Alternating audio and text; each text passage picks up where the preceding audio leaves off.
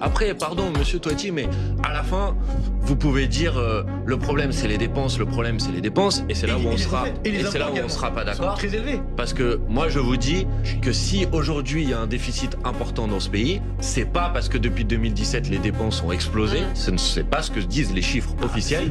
Non, pas du tout. En proportion du PIB. 57% du PIB. En proportion. Attendez, mais Le numéro 1 du monde. vous avez une équipe de fact-checkers. Ah, pas du tout, pas du tout. non, J'ai les chiffres Tout de- à fait, si, bien pas sûr. vrai. Non, non. À BFM Vous TV, vérifierez, principalement. vous vérifierez si ce C'est que mon métier tous les jours. vous vérifierez si ce que je vais dire à cet instant est faux ou pas.